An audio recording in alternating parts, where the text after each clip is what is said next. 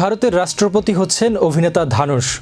দক্ষিণী সিনেমার তারকা ধানুষ অভিনয় ও সঙ্গীত দুই ক্ষেত্রেই সমান দক্ষতার পরিচয় দিয়েছেন।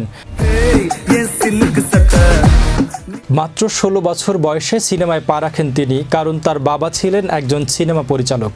শুরু থেকে দর্শকদের মন জয় করতে খুব বেশি সময় নেননি। এ পর্যন্ত প্রায় ৫০টি সিনেমায় অভিনয় করেছেন ধানুষ।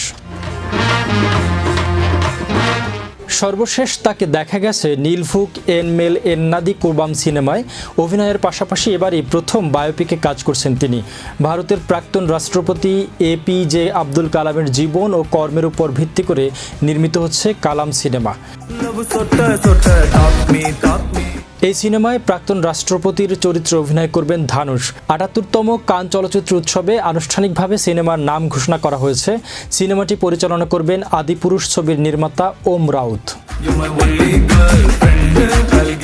চলচ্চিত্রটি প্রযোজনা করেছেন অভিষেক আগরওয়াল এবং ভূষণ কুমার। প্রযোজকরা ভারতীয় গণমাধ্যমকে জানিয়েছেন, কালাম চলচ্চিত্রের মাধ্যমে প্রাক্তন রাষ্ট্রপতি ডক্টর কালামের জীবন ও কর্মের প্রতি শ্রদ্ধা নিবেদন করতে নির্মাণ করা হচ্ছে। এই সিনেমা দিয়ে তার আদর্শ নতুন প্রজন্মের কাছে পৌঁছে দেওয়ার একটি প্রচেষ্টা।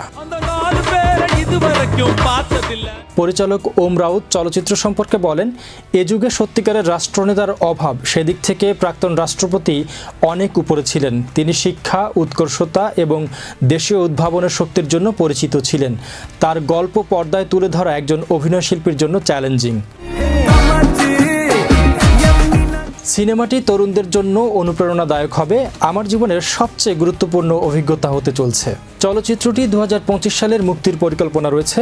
কালাম সিনেমা নির্মাণের সার্বিক সহযোগিতা করছে APJ Abdul Kalam international foundation,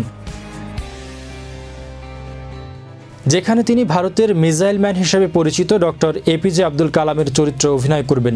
সিনেমাটি কালামের জীবন ও কর্মের প্রতি শ্রদ্ধা নিবেদন করবে এবং তার আদর্শ নতুন প্রজন্মের কাছে পৌঁছে দেওয়ার প্রচেষ্টা করবে।